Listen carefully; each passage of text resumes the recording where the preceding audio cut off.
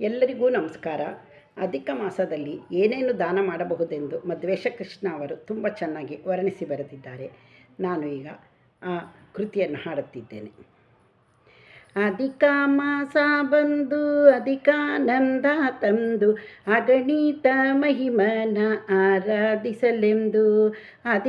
ಅಧಿಕವಾಗಿ ಅನುಗ್ರಹ ಪೊಂದಲು ಆಪೋಪದಾನಗಳ ನೀಡೆನ್ನಲು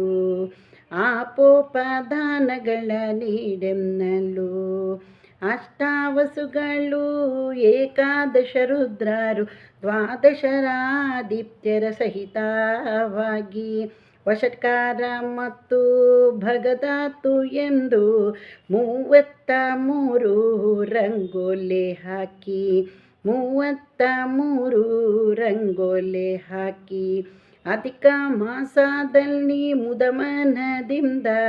ಭಕ್ತರಿಗೆ ದಾನವ ಮಾಡಲು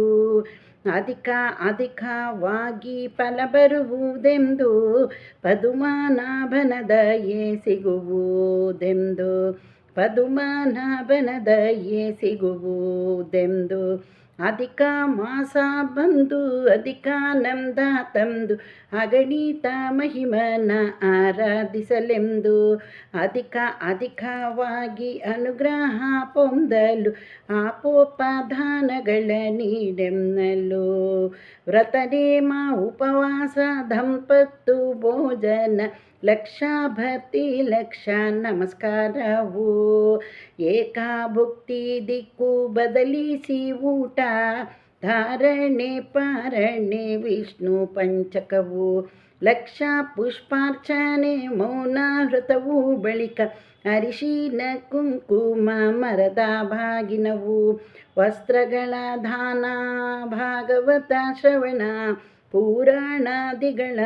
ಮನನವು ಅಧಿಕ ಮಾಸ ಬಂದು ಅಧಿಕಾನಂದ ತಂದು ಅಗಣಿತ ಮಹಿಮನ ಆರಾಧಿಸಲೆಂದು ಅಧಿಕವಾಗಿ ಅನುಗ್ರಹ ಪೊಂದಲು ಆಪೋಪದಾನಗಳ ನೀಡೆನ್ನಲು ಆಪೋಪದಾನಗಳ ನೀಡೆನ್ನಲು ನಿತ್ಯ ದಾನಗಳ ದಾನ ವಿವಿಧ ಫಲಗಳ ದಾನ ನಿತ್ಯ ಗೆಜ್ಜೆ ವಸ್ತ್ರದ ದಾನವು ನಾರಿಕೇಳದ ದಾನ ಕಲ್ಲು ಸಕ್ಕರೆ ದಾನ ಖರ್ಜೂರದ ದಾನಗಳು ಹಾಲು ಮೊಸರಿನ ದಾನ ಅಡಿಕೆ ವಿಳೆದೆನೆ ದಾನ ಸಾಲಿಗ್ರಾಮದ ದಾನಗಳು ಭಾಗವತ ಗ್ರಂಥದ ದಾನವು 33 ದಾಸರ ಪದಗಳು 33 ದಾಸರ ಪದಗಳು ಗಾಯನವು